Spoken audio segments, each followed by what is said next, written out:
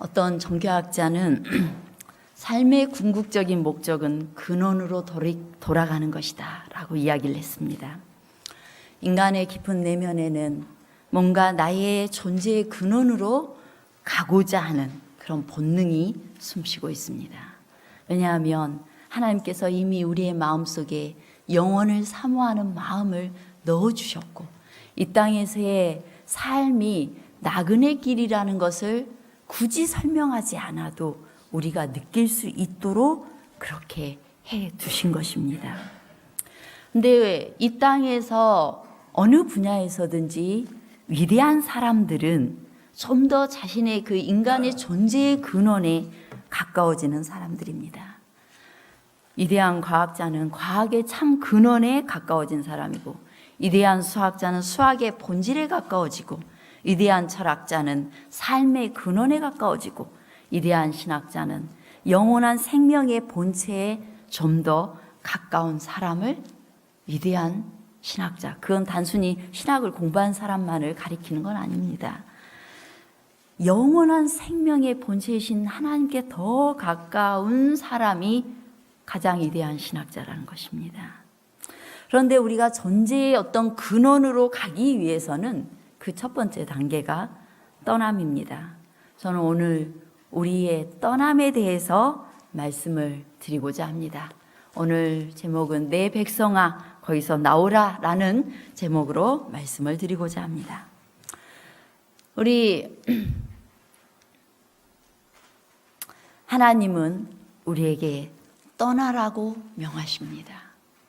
모든 역사를 볼 때 하나님의 백성들에게 떠나라고 명하셨습니다. 이스라엘의 거대한 그 역사는 그 거대한 어떤 문명을 포기하고 떠난 데에서 비롯됐습니다.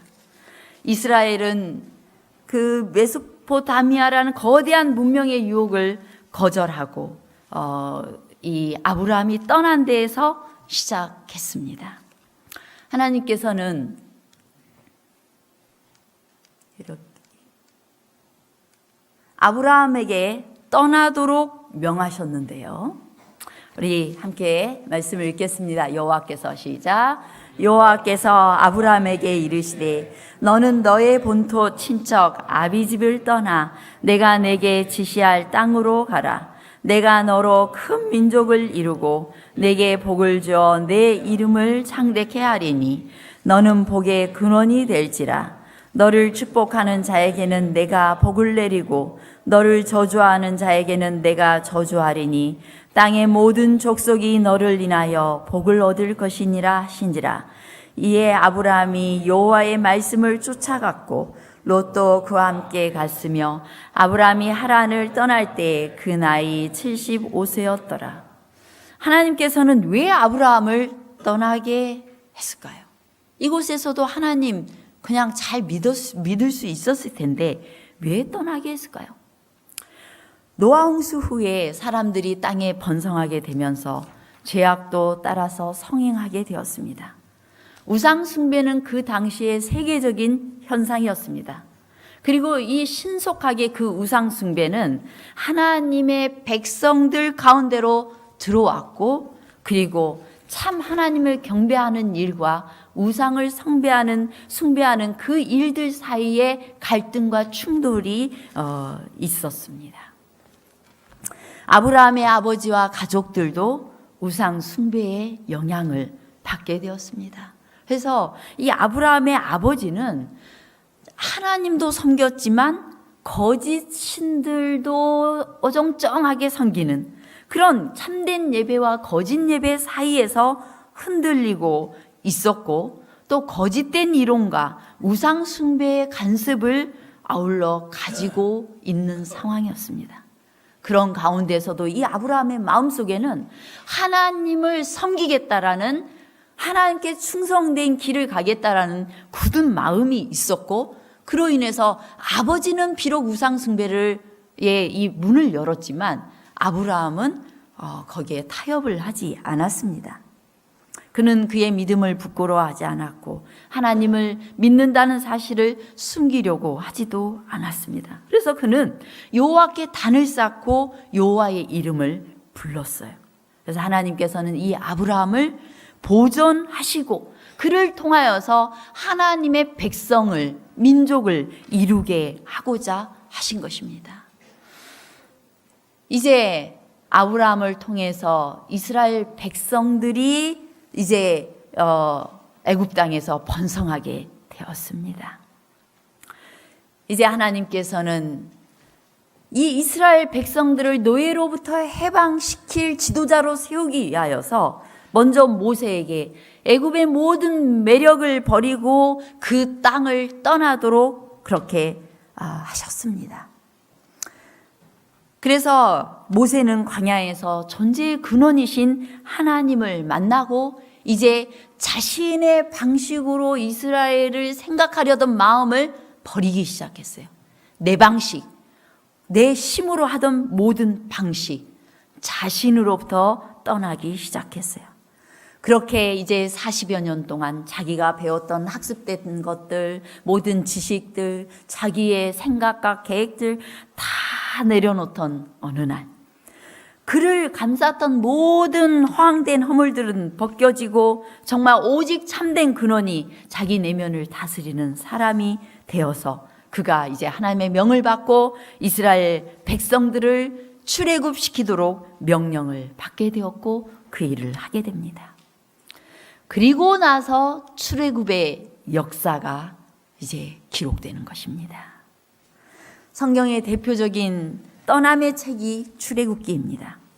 출애굽기는 흑암과 혼돈 속에 있던 애굽의 땅에서부터 시작이 됩니다. 그곳에서 이 땅에서 하나님의 백성으로 보존될 하나님의 백성들이 그 흑암과 혼돈의 땅 애굽을 떠나는 그 일을 통하여서, 그리고 그 백성들을 떠나서 홍해를 건너고 홍해를 건넌 다음에는 시내산에서 장엄하신 하나님을 만나고, 그리고 이제 마지막으로 큰 하나님이 거하시는 성소를 짓게 되는 그 일을 통해 하나님께서 그 백성과 함께 임재하시고 영광이 그 안에 백성들에게 머무는 그 일로 이 출애굽기가 마무리가 됩니다. 그래서 이 출애굽기 마지막에는 출애굽기 40장 35절에 보면 모세가 해마기에 들어갈 수 없었으니 이는 구름이 해마기에 덮이고 여호와의 영광이 성막에 충만함이었으며, 하나님의 백성들 가운데 하나님의 영광이 아주 충만하게 임하신 걸로 이 출애굽기가 끝나는 것입니다. 그런데 이 출애굽기를 세 부분으로 나눠볼 수가 있어요. 자, 먼저 이스라엘 백성들이 애굽 땅에서 떠나는 장면이 나옵니다. 그 모든 일에는 하나님의 능력이 나타나고 있어요. 이스라엘 백성들을 자유롭게 하고 그곳에서 노예에서 해방시켜서 탈출시키는 내용들이 기록되어 있습니다. 이것은 영적으로 해석해 보면은 하나님께서 이 땅에서의 모든 죄의 노예된 상태로부터 구원해내시고 그를 의롭다 하시고 용서하시고 의롭게 하신 그 칭의의 역사를 드러내는 장면입니다. 그 다음에 두 번째 출애굽기가 나뉘어지는 것이 출애굽기 19장부터 24절에 보면은 하나님의 율법을 시내산에서 머물면서 주시는 장면이 나옵니다. 근데 거기에는 이 율법이 주어지고 그 율법이 주어졌다는 것은 하나님의 뜻을 드러내 주는 거예요. 그래서 구원받은 하나님의 백성들이 구원받은 백성으로서 어떻게 살아가야 되는지 하나님의 뜻을 가르쳐주고 있는 것이 율법인 것입니다. 이 율법에는 하나님의 품성이 드러나 있어요. 그래서 하나님의 백성들이 하나님 닮은 방식으로 이 땅에서도 살고 하나님께 배우도록 하시는 그 장면이 출애굽기에 나오는데, 그것은 영적으로 해석해 보면 우리가 예수님을 믿고 침례를 받은 이후에는 하나님의 능력을 의지해서 하나님의 그 능력으로 이제 거룩하게 되어지는 성화의 과정을 상징하고 있는 것입니다. 그래서 하나님께서는 하나님의 백성들을 이 땅에서 불러내셔서 거룩하게 하시고, 하나님의 성품, 거룩하다는 말은 하나님의 성품을 쏙 담게 하시고 사랑이신 하나님의 마음을 담게 하시고 그 다음에 마지막으로 성소를 짓게 하는데 하나님의 영광이 드러나는 것입니다. 하나님이 임재하시는 것입니다. 이것은 예수님께서 이 땅에 재림하시는 그날에 하나님의 성품을 쏙 닮은 하나님께서 거룩하게 하신 하나님의 백성들을 영광스럽게 하시고 하늘에 데리고 가실 것을 상징하고 있는 거예요. 이것은 인간의 구속의 역사를 출애굽기가 다 나타내고 있는 것입니다. 그래서 하나님의 백성들은 예수 그리스도의 피로 인하여서 자유함을 얻게 되고 용서함을 얻게 되고 구원함을 얻게 되지만, 그러나 자유를 얻게 되지만 자유에는 책임이 따라요. 하나님의 백성이 되기로 선택한 백성들은 하나님의 뜻에 순종하도록 자신을 내어드리는 과정을 경험하게 되는 것입니다. 그래야 할 때 우리가 예수 그리스도의 영광을 보게 될 것입니다. 오늘도 하나님께서는 우리에게 이 마지막 때 우리에게 떠나라고 명령하십니다. 우리가 마지막 시대에 제7일 안식일 예수 재림 교인들에게 주신, 그리고 이 땅에 크게 외치게 하신 기별이 요한계시록 18장에 또 14장과 또 18장에 기록되어 있는데, 특별히 이 18장에 하나님께서 우리에게 말씀을 주고 계십니다. 우리 함께 읽어보겠습니다. 시작. 힘센 음성으로 외쳐 가로되 무너졌도다 무너졌도다 큰 성 바벨론이여, 귀신의 처소와 각종 더러운 영에 모이는 곳과 각종 더럽고 가증한 새에 모이는 곳이 되었도다. 그 음행의 진노의 포도주를 인하여 만국이 무너졌으며 또 땅의 왕들이 그로 더불어 음행하였으며 땅의 상고들도 그 사치의 세력을 인하여 치부하였도다 하더라. 또 내가 들으니 하늘로서 다른 음성이 나서 가로되 내 백성아 거기서 나와 그의 죄에 참여하지 말고 그의 받을 재앙들을 받지 말라. 요한계시록 18장은 이 시대를 위한 떠남의 명령입니다. 내 백성아 거기서 나오라는 마지막 시대에 온 세상에 울려 퍼질 마지막 큰 외침입니다. 이 마지막 시대에, 지금 저와 여러분이 살고 있는 이 마지막 시대에 또 한 번의 거대한 떠남, 영적인 출애굽이 있게 될 것입니다. 그 당시 애굽 땅에 살던, 노예로 살던 그 백성들에게 모세를 통해서 하나님께서 큰 외침을 하시고, 그리고 그 나라의 열재앙을 통해서 경고하시고, 그들이 하나님 편에 서게 되었을 때 하나님께서 그들을 이끌고 나오신 것처럼, 하나님께서 이 시대에 이 땅에 바벨론 상태가 되어 있는 이 땅으로부터 하나님의 백성들을 불러내고 계시는 것입니다. 지금 바벨론에서부터 나오라고 명하고 계십니다. 바벨은 혼잡이라는 뜻을 가지고 있습니다. 바벨론은 늘 타협하고 섞여 있는 상태, 뭐가 진리인지 애매해지는 상태, 어정쩡한 상태, 취해 있는 듯한 상태, 정신이 있는지 없는지 그런 상태.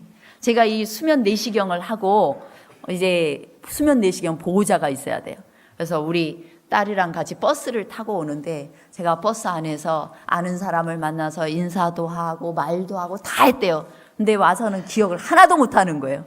이렇게 수면 이 마취가 제대로 끼지 않은 상태에서 어벙벙한 거예요. 이것도 아니고 저것도 아닌 이 상태. 바벨론 상태는 그 상태입니다. 오늘날 교회가 많이 있습니다. 이제 제7 안식일 예수 재림교회가 세상 땅끝까지 들어가 있습니다. 많은 개신교회가 있고 또 재림교회가 전 세계적으로 있는 시대예요. 그런데 우리의 영적인 상태는 어떻습니까? 어정쩡한 상태에 있지는 않은지요. 우리 에레미야서에 있는 말씀 보겠습니다. 바벨론 가운데서 도망하여 나와서 각기 생명을 구원하고 그의 죄악으로 인하여 끊침을 보지 말지어다. 이는 여호와의 보수의 때니 그에게 보복하시리라. 바벨론은 여호와의 수중에 온 세계로 취케하는 금잔이라. 열방이 그 포도주를 마시고 인하여 미쳤도다. 바벨론 가운데서 도망쳐 나오라고 말합니다. 지금 마지막 시대에 살고 있는 이 시대에 주신 계시록에 있는 말씀 역시 이 예언의 말씀을 읽고 듣고 그 가운데 있는 것을 지키는 자가 복이 있다고 해서 왜? 때가 가까우니까. 때가 가까움이라. 이 마지막 때에 하나님께서 주신 이 말씀을 우리가 정말 귀를 열고 또 정신을 바짝 차려 순종해야 되는데 계시록 18장에 바벨론에서부터 나오라고 우리에게 명하고 계시는 것입니다. 이것에 대해서 각 시대의 대쟁투는 이렇게 설명합니다. 이것은 이제 계시록 18장에 있는 말씀입니다. 우리 함께 읽어보겠습니다. 그것은 1844년 여름에 그 기별이 처음 선포된 이래 모든 단체에 침투된 타락의 상태를 첨가해서 말이죠.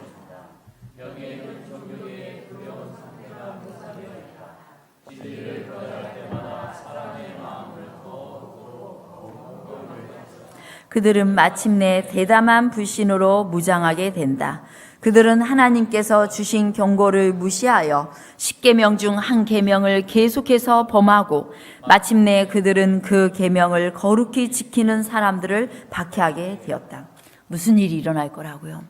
이 마지막 시대에 성도들이 우리가 이 중세 암흑기에 종교 개혁을 했다라고 하는 교회들이 더 이상 개혁을 하지 않고 멈추고 있습니다.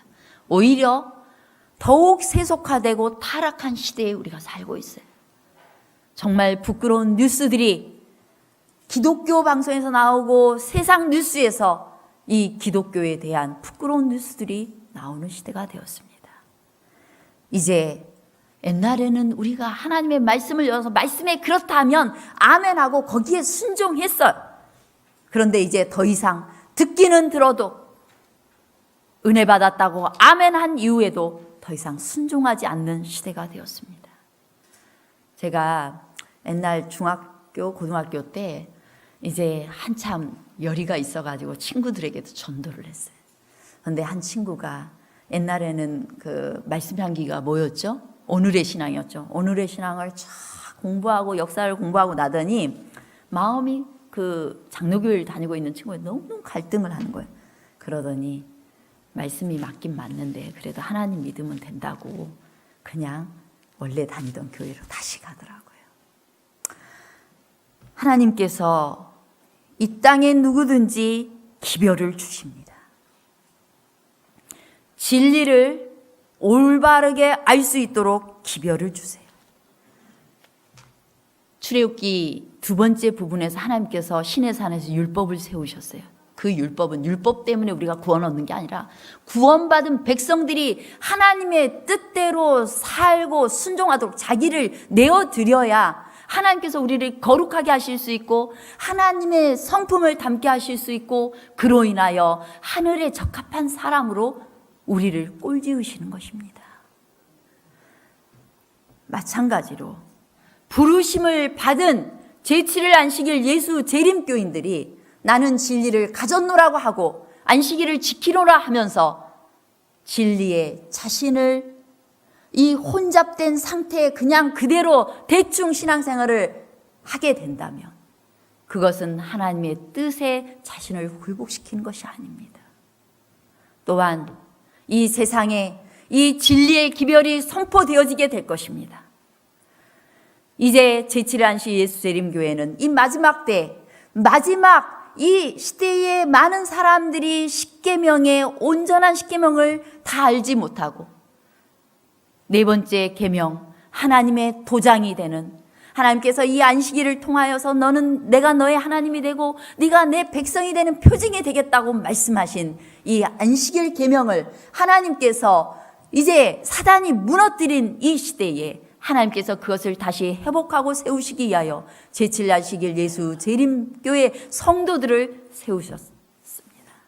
그리고 재림교인들을 통하여서 이 세상에 그 기별이 선포되어질 때 많은 사람들이 그 계명을 알면서도 듣고서도 범하게 되고, 그 계명을 지키지 않고 듣지 않게 되면은 그것은 나중에는, 그것을 무시한 사람들은 나중에는 그 계명을 지키는 사람들을 박해하는 일까지 하게 될 거라고 지금 말씀은 경고하고 있는 것입니다.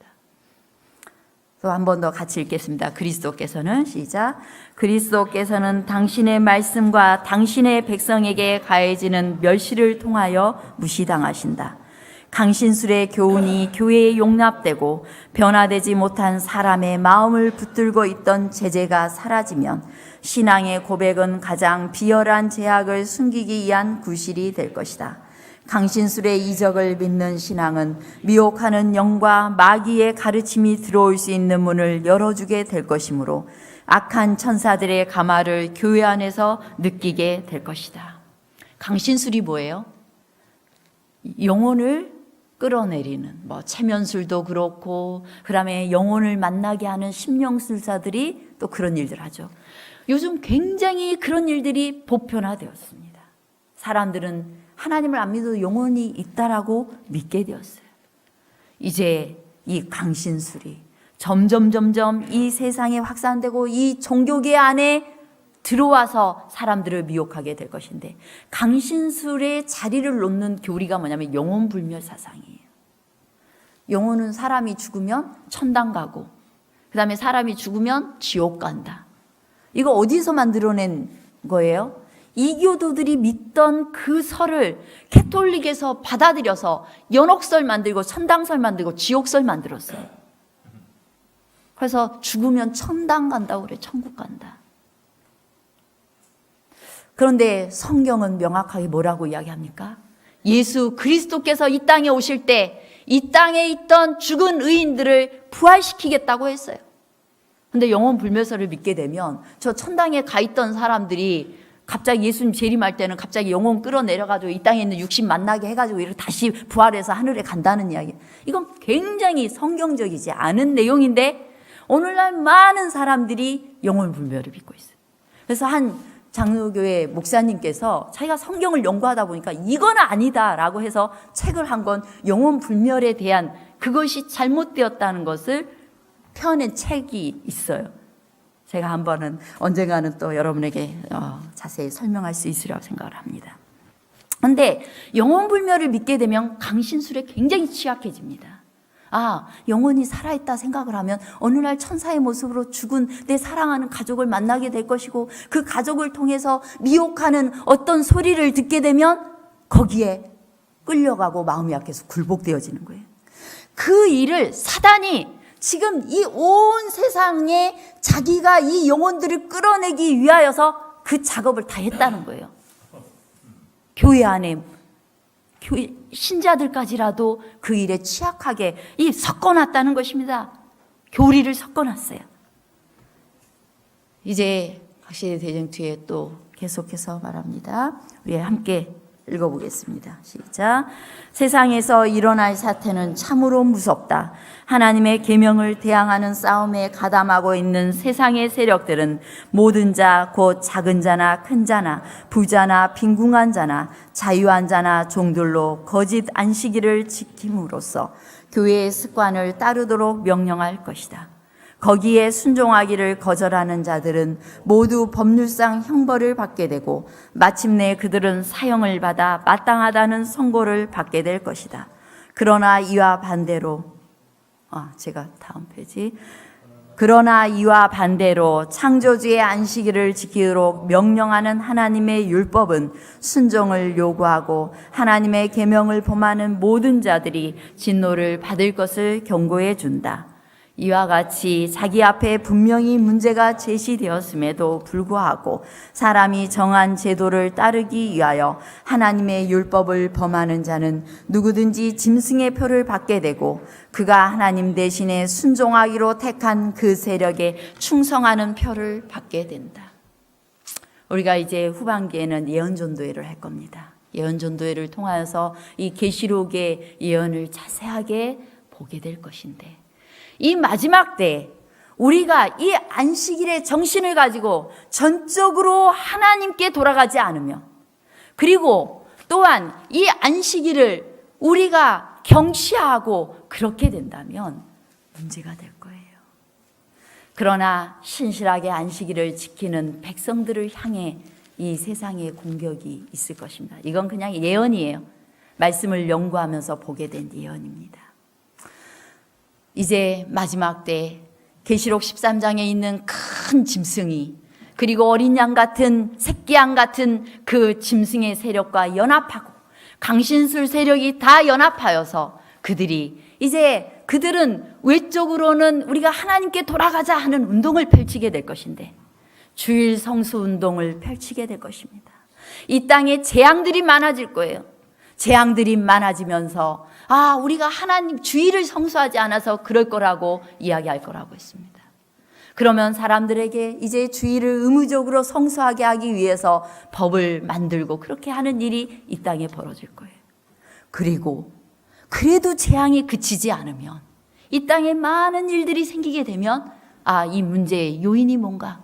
안식일을 지키는 무리들 때문이라고 요인을 돌리게 될 것이라고 했어요. 그리고 그들을 핍박하는 그 일이 분명히 있을 것입니다. 그런데 이러한 기별이 우리에게 분명히 주어진 것은, 우리가 하나님께서 주신 이 마지막 기별, 하나님의 뜻을 세우는 일에 온전히 우리가 먼저 헌신하기를 바라는 주님의 메시지인 것입니다. 우리가 정말 누구보다도 더 확고하게 하나님 편에 서 있어야 되는 것이에요. 그리고 이 기별을 받아들이는 많은 그리스도인들이 있을 것이고, 참된 하나님의 백성이라면 이 기별을 예언을 통하여서 깨닫게 될 것이고, 참된 하나님의 계명을 회복하는 일에 가담하게 될 것입니다. 이전에 하나님의 백성들이 예루살렘으로 돌아오기 위해 실제 바벨론에서 나온 것처럼 오늘날 하나님의 백성들은 새 예루살렘에 들어가게 하기 위하여 영적인 바벨론, 혼잡한 상태, 신앙과 세상이 섞여져 있는 상태, 교리가 섞여져 있는 그런 상태에서 다 나오게 될 것입니다. 초기문집에 있는 말씀 한번 읽겠습니다. 시작. 또 다른 천사 곧 둘째가 그 뒤를 따라 말하되 무너졌도다 무너졌도다 큰 성 바벨론이여, 그의 나라를 그 음행으로 인하여 진노의 포도주로 먹이던 자로다 하더라. 기다리고 있던 자들 위에 비치고 있던 빛은 세상 곳곳을 샅샅이 비쳤으며 어느 정도의 빛을 받았지만 새 천사의 기별을 듣지도 거절하지도 않았던 자들이 이 초청에 응하여 타락한 교회들을 떠났다. 이 기별이 주어진 이래 많은 사람들은 선택에 대한 책임을 질 단계에 이르렀고, 빛이 그들에게 이르자 그들은 생사에 대한 선택을 해야 했다. 마지막 큰 기별이 크게 외쳐질 때 이제 세상의 모든 사람들이 생사의 기로에서 영적인 그 참된 것을 선택할 것인가, 거짓을 선택할 건가, 편한 것을 선택할 건가, 하나님 편에 선택할 건가, 기로에 서게 될 것입니다. 또 마저 읽겠습니다. 어떤 이들은 생명을 택하여 하나님을 기다리며 그의 모든 계명들을 지키는 자들과 연합하였다. 셋째 천사의 기별은 그의 일을 완수해야 한다. 모든 사람들이 그것으로 시험을 받아야 하며 고귀한 자들이 종교단체에서 나오도록 초청을 발해야 한다.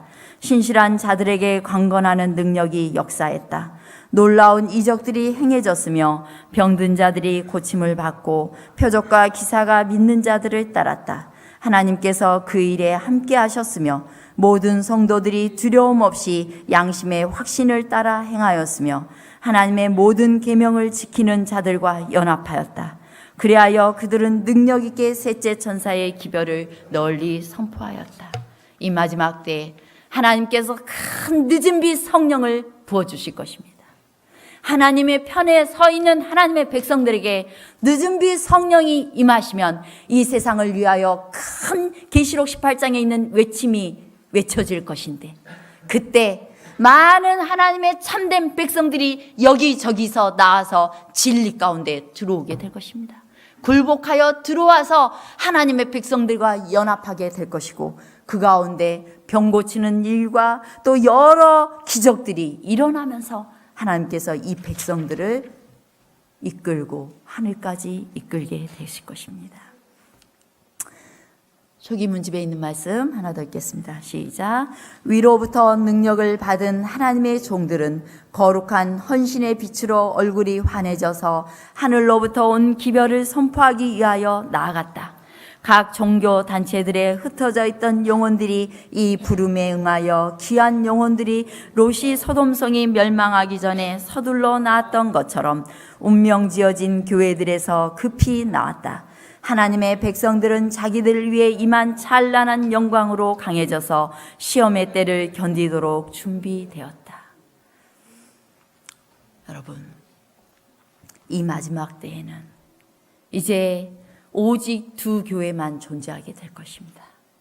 하나님의 교회와 참된 교회와 사단의 교회가 존재하게 될 것입니다.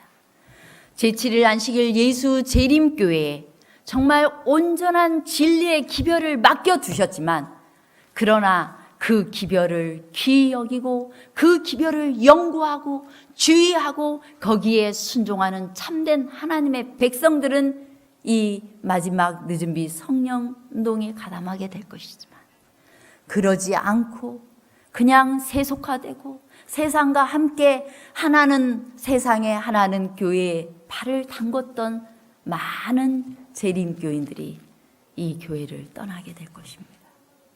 그리고 또 많은 진리를 미처 알지 못했던 캐톨릭이나 또 여러 교회 안에 교단 안에 있던 하나님의 참된 백성들은 진리를 미처 모르고 있다가 이 말씀이 크게 진리가 선포되어질 때 그들은 늘 그랬던 것처럼 말씀을 따라서 하나님께 순종해서 나와서 하나님의 참된 백성 가운데로 가담하게 될 것입니다.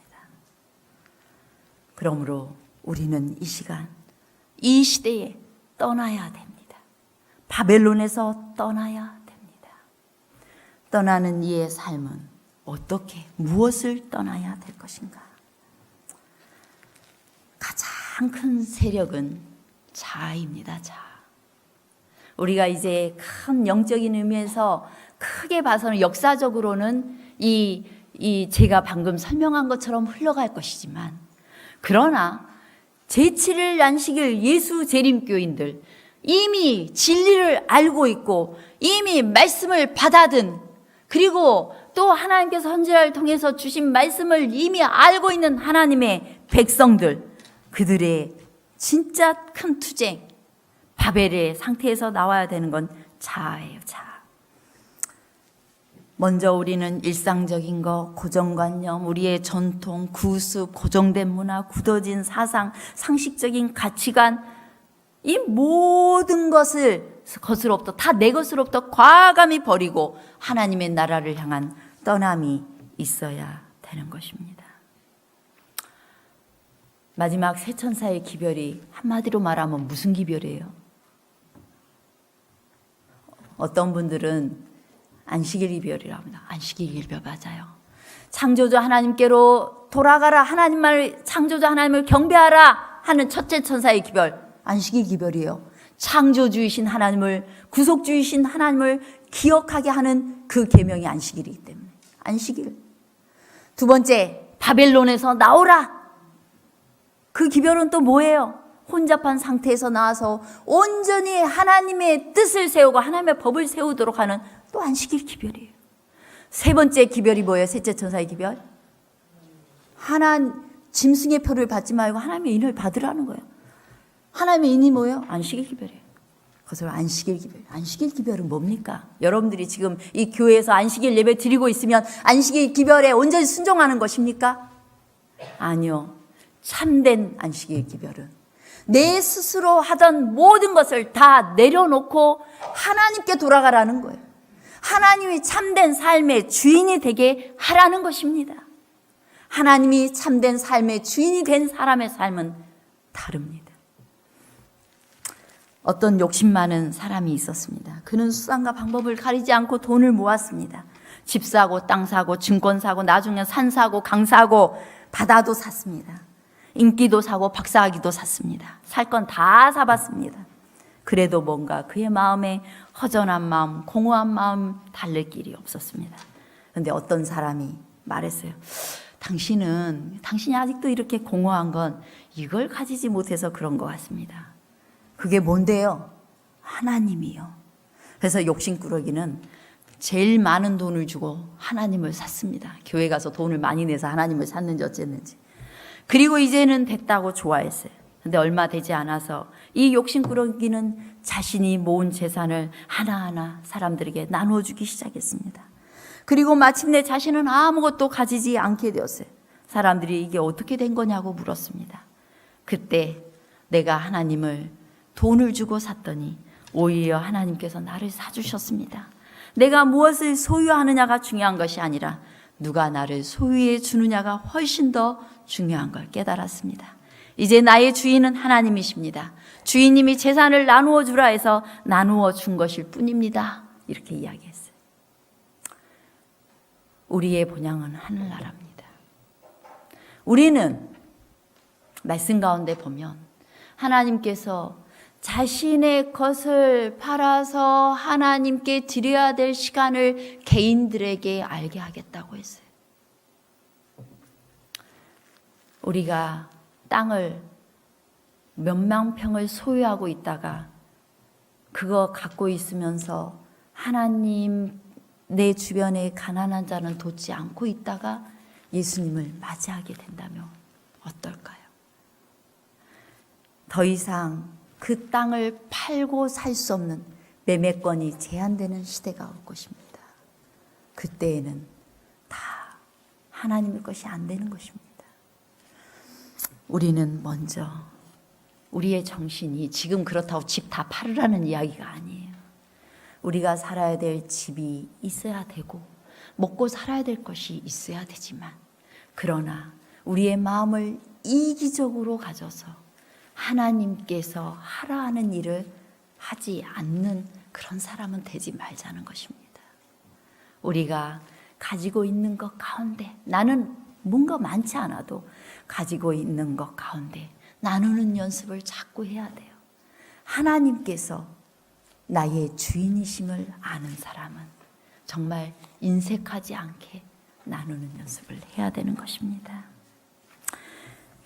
애굽을 탈출할 때 여기 좀 작네요. 이게 이제 이스라엘 백성들이 출애굽을 했던 경로예요.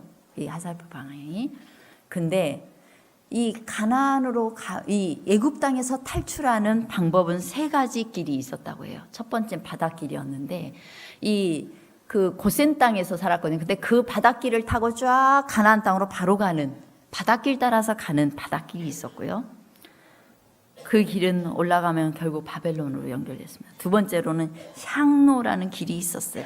이 길은 시내반도, 지금 향로 있는 시내반도 있죠? 그 길을 바로 통과해서 에시온게벨에 이르는 향로, 향기 있는 길이었어요. 이 향로는 향료를 매매하기 위해서 상인들이 다니던 장사꾼의 길이었습니다.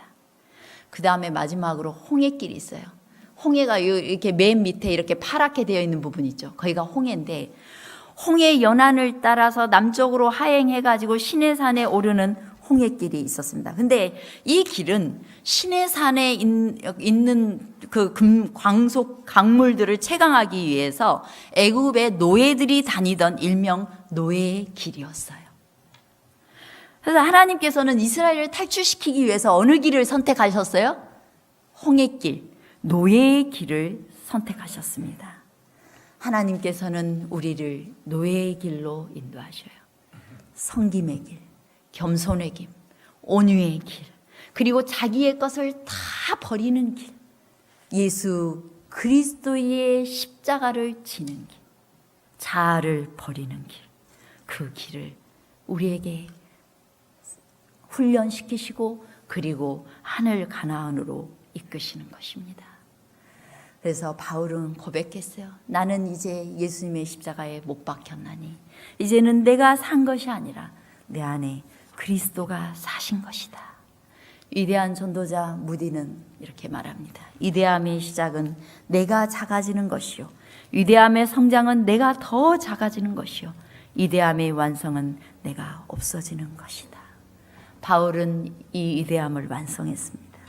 그는 내게 유익하던 모든 것을 그리스도를 위하여 다 해로 여기고 그것은 예수 그리스도를 아는 지식이 가장 고상함을 인함이라. 내가 모든 것들을 다 배설물로 여김은 우리 예수님을 믿음으로 말미암아 우리가 구원을 받고 의롭게 된 것을 발견한 것이라고 그가 말하고 있습니다. 이제 영생을 향해 가는 그대의 앞길에 방해될 것이 없도록 하라. 그대의 영원한 운명이 걸려있다. 그대 속에서 철저히 완수되어야 할 것이 있다. 그대는 온전히 마음을 바꿔야 한다. 그렇지 않으면 하늘을 얻지 못한다. 그러나 예수께서는 그대가 그분을 그대의 힘과 의지할 분으로 만들기를 초청하신다. 그분은 모든 어려운 때에 즉시 도움이 되신다. 그분은 곤비한 땅에서 큰 바위 그늘이 되어주실 것이다. 이 세상에서 성공하는 것에 큰 부담을 두지 말고 어떻게 하면 보다 나은 세상을 얻을 수 있을까? 구원을 얻기 위해 무엇을 해야 할까 하는 것이 그대의 영혼의 부담이 되게 하라. 그대가 취해야 할 입장은 구원을 세상 이득보다 귀하게 여기고 그리스도를 얻기 위하여 모든 것을 배설물로 여기는 것이다. 그대의 헌신은 온전한 것이 되어야 한다. 하나님께서는 유보된 것, 나누어진 희생을 용납하지 않으신다. 그대는 우상을 지녀서는 안 된다. 그대는 자아와 세상에 대하여 죽어야 한다. 매일 하나님께 대한 헌신을 새롭게 하라고 하나님께서 권면하고 있습니다. 제가 한 이야기를 해드리고 말씀 마치고자 합니다. 영국을 여행하던 한 사람이 해안지방을 보는데 많은 갈매기들이 모래사장에 죽어있는 걸 보게 되었습니다. 그래서 그 갈매기를 치우는 인부에게 갈매기들이 왜 죽었냐고 물어봤어요. 그랬더니 그 인부가 하는 말이, 이곳에는 여행객들이 많이 옵니다. 사람들은 갈매기가 많은 것을 보고 먹이를 던져주게 됩니다. 과자, 사탕, 맛있는 걸 많이 받아먹게 됩니다. 그런데 그러다 보면 이 갈매기들이 자연스럽게 자연 속에 있는 음식을 이렇게 좋아하지 않게 되는 것입니다. 그 모든 식욕을 잃어버리게 됩니다. 그래서 이제 관광철이 지나고 여행객들의 발길이 끊어지면 갈매기들은 좋은 자연의 음식 먹이가 바닷속에 있지만 언제 음식이 또 올까, 자기가 먹던 음식이 올까 해서 기다리다가 굶어 죽는다는 거예요. 이건 미국에 있는 어떤 해변에도 일어나는 현상들이에요. 하나님의 백성들이 세상 것을 너무 좋아하거나 집착하면 신령한 것에 대해 미각을 상실해버리게 됩니다. 하나님의 은혜가 별거 아닌 것으로 생각하게 된다면 그 마지막 길은 갈매기처럼 사망인 것입니다. 사단은 시험의 광야에서 그리스도를 대하던 것보다 더 조심스럽게 사람들을 다루고 있다. 그는 사람에게 직접 와서 공공연한 경배로 자신에게 경의를 표하도록 요구하지 않는다. 그는 단순히 사람들에게 그들의 애정을 이 세상의 좋은 것들에게 두라고 요구한다. 마음과 애정을 붙드는 일에서 사단이 성공한다면 하늘 사물의 매력은 가려질 것이다. 돈 버는 일에 재미나고 세상의 즐거운 취미생활에 재미나고 뭔가에 그저 그냥 하나님을 섬기는 것보다 훨씬 재미를 붙이게 되면 그때는 그것은 사단에게 경배하는 것이 된다는 거예요. 하나님 경배하는 일로부터 떠나게 된다는 것입니다. 사단이 사람에게 바라는 것이란 오로지 그가 사단의 유혹의 기만적인 능력에 떨어져서 세상을 사랑하고 계급과 지위를 사랑하며 돈을 사랑하고 그의 애정을 지상의 보물에 두는 것이다. 사단이 이것을 획득하게 되면 그가 그리스도에게 요구한 모든 것을 얻는 셈이 된다. 여러분, 오늘 죄와 어둠과 속박과 수치의 땅 애굽에서 떠나게 되시기를 바랍니다. 섞여 있는 신앙, 어정쩡한 신앙에서 떠나서 하나님께 여러분의 자신을 하나님께 드리고 하나님을 여러분의 주인으로 모셔 드리기 바랍니다. 이 안식일이 참된 안식일이 되도록 우리의 삶에 내가 억지로 하던 그 모든 일 내려놓고 하나님이 우리의 삶의 주인이 되도록 자신을 내어드리는 저와 여러분 되시기를 간절히 바라겠습니다.